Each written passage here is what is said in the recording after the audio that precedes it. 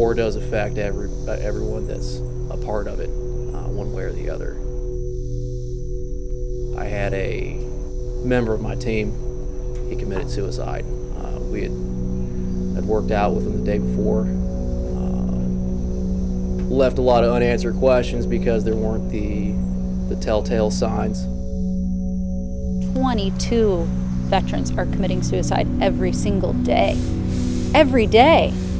That's horrible. Why do people not know that?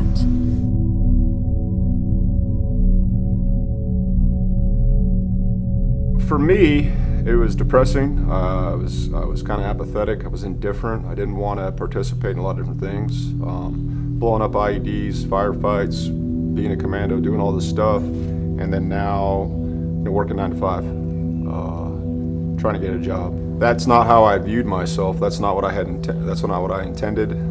It just snuck up on me, and next thing you know, there I am. A lot of tendency to isolate.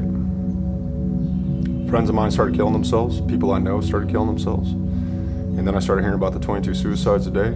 And then it dawned on me, I'm spending a lot of time alone. I'm spending a lot of time indifferent. I'm spending a lot of time not doing anything.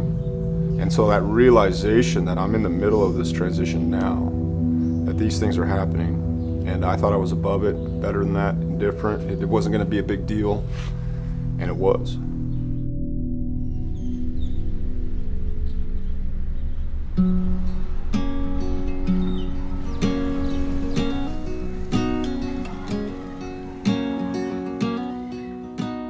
Nashville's known as an arts community. We've been known as the art colony in the Midwest for a long time.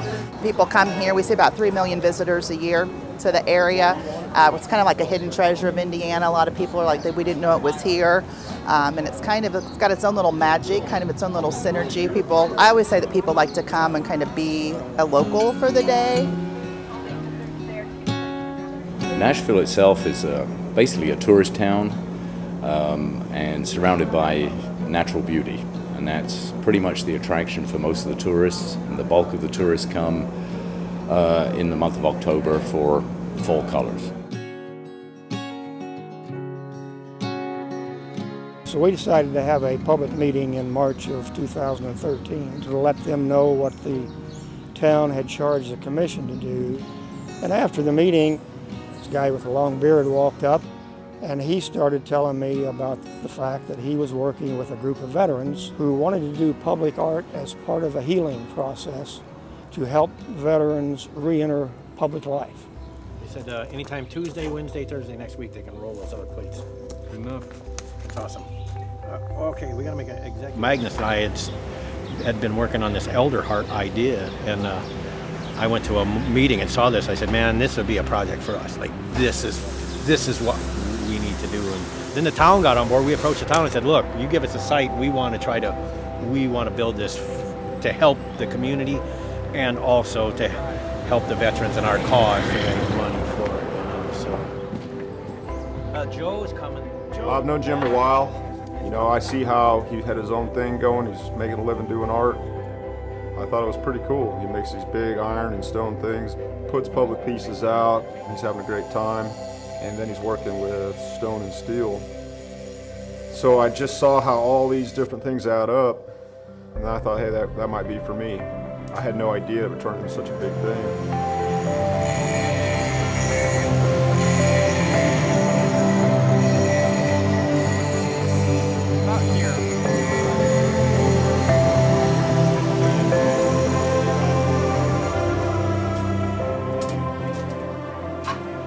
So we're building a 20-foot tall leaf sculpture with 22 leaves made by veterans and local artists and given to the town.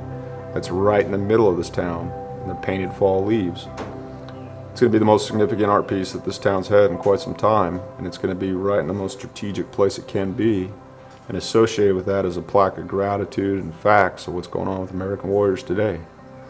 On there will be a QR code people can scan, figure out how they can help, figure out how they can do projects, figure out how they can donate, on and on and on. So it's a social impact piece.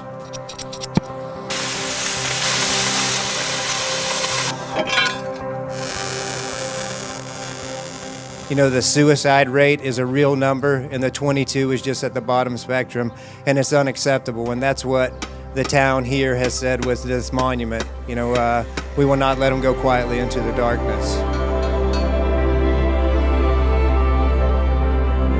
I've been involved in a lot of things. Look, I'm going to cry again. I've been involved in a lot of things in the county, and I've never seen anything come together like this at all. I think it brings awareness. If they stop long enough to read the plaque and see what it's about, it'll make them think, I would hope.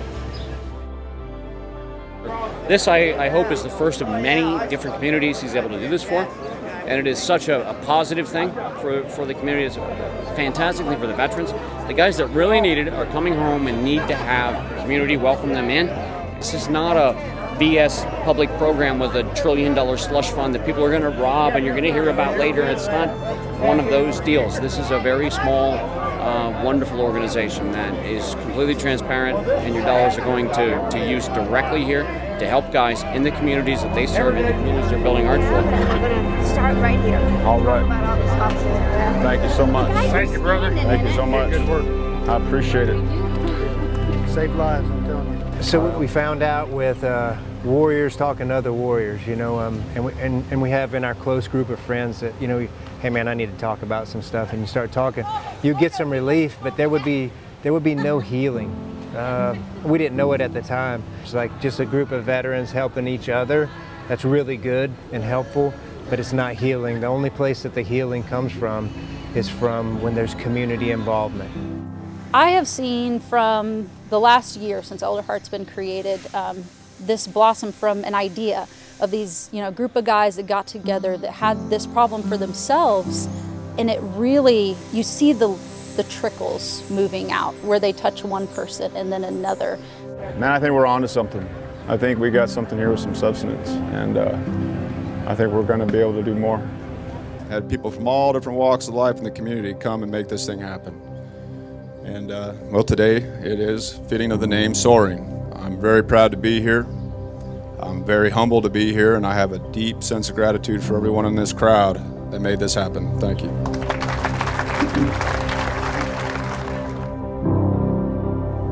For as long as that piece is there, the town's going to know that warriors had a hand in their culture, not only protecting it, but also enhancing it.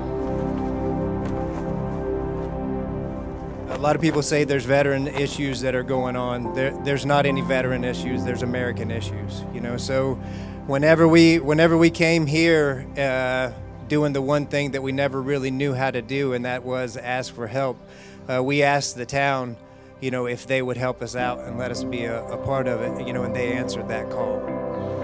You know, this is not what we expected when we first were looking at a leaf sculpture.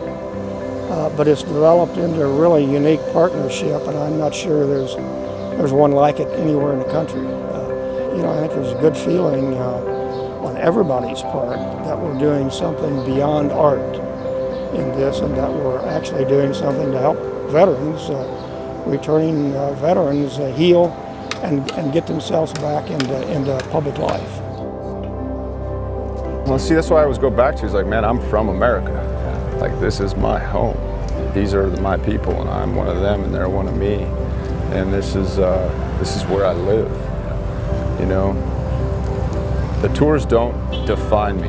They're a part of my life. If I'm willing, if I'm able, in the community, we can continue the rest of the story.